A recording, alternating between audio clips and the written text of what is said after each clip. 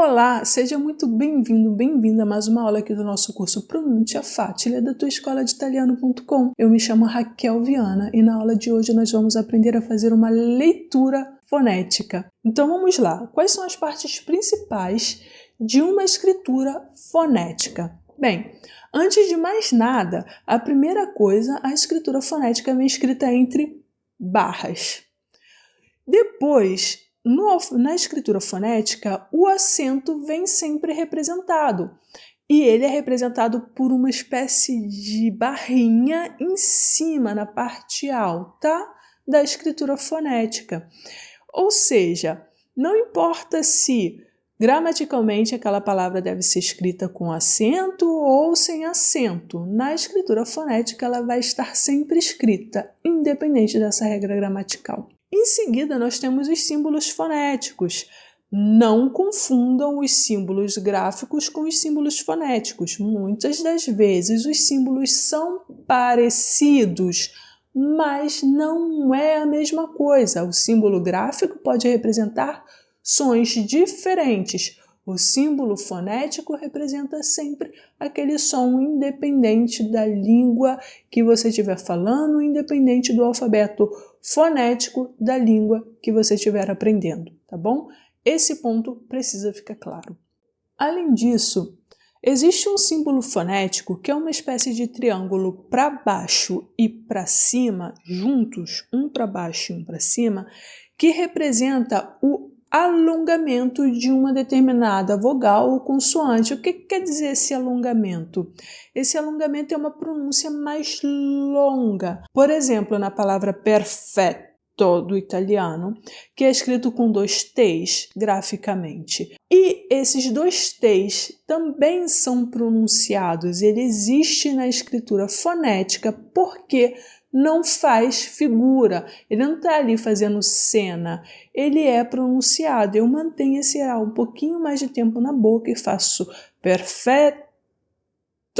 E na escritura fonética, tanto pode vir repetindo o símbolo fonético da alveolar surda oclusiva T, como pode vir representado por esses 2 triângulozinhos, um para cima e um para baixo. Esse símbolo significa alongamento de uma vogal ou de uma consoante. Mas para que serve a escritura fonética? Como eu disse, ele serve para deixar clara a correspondência grafia e pronúncia. Essa correspondência não é clara nem mesmo dentro de uma mesma língua. Vamos pegar aí a nossa letra X de táxi e a nossa letra X de exame.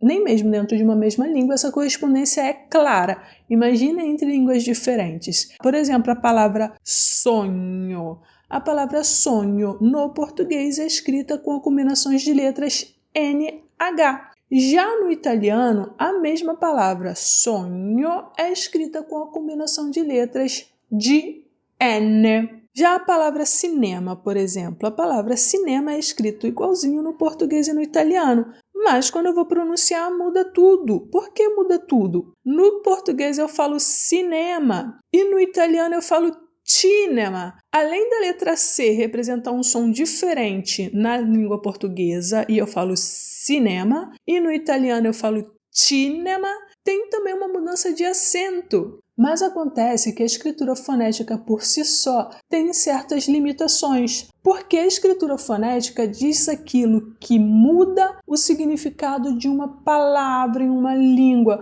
Por exemplo, se eu falo pato, você provavelmente vai imaginar aquele animal lá, né? Aí se eu falo bato, a primeira coisa que você vai falar, se perguntar é bate em quem, minha filha? Porque é a primeira pessoa do verbo bater. Ou bato em quem, ou bato em alguma coisa. Espero que não seja o dedinho do pé na quina da mesa, porque dói pra caramba. Voltando aqui, pato, animal, bato, primeira pessoa do verbo bater. Só que existem coisas que um falante de uma língua produz quando fala que não necessariamente muda o significado de uma palavra. Como assim, Raquel? Tem coisas que um falante de uma língua fala que não muda o significado de uma palavra. Por exemplo, no português, se eu falo dia, ou se eu falo dia, eu acredito que você vai pensar na mesma coisa. Você vai pensar numa faixa horária específica ou todo um período chamado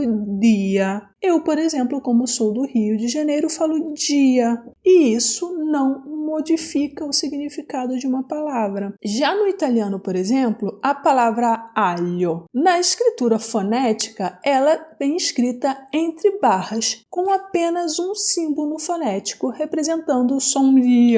Na escritura gráfica, tem só um conjunto de letras de L, I, e na escritura fonética tem só um símbolo fonético, L. Quando eu falo da escritura fonológica, a primeira coisa que eu tenho que saber é que ela vem escrita entre colchetes e que ela representa tudo aquilo que é realmente realizado pela pessoa, por quem está falando aquela língua, por quem está falando aquela palavra. E na escritura fonológica da língua italiana, a palavra aglio vem escrito com dois símbolos fonéticos que representam o som L. E por que isso acontece? Porque o som L, quando se encontra entre vogais, se alonga naturalmente na língua italiana, sem que isso mude o significado. Por exemplo, os falantes do norte, por exemplo, de Milão, tendem a não alongar, mas não é por isso que ele não se faz entender, porque aglio e aglio na língua italiana tem o mesmo significado. Assim como a palavra dia e dia no português tem o mesmo significado, é só questão de pronúncia diferente. Bem, eu espero que você tenha gostado dessa aula. Muito obrigada pela atenção, nos vemos na próxima aula. Até lá!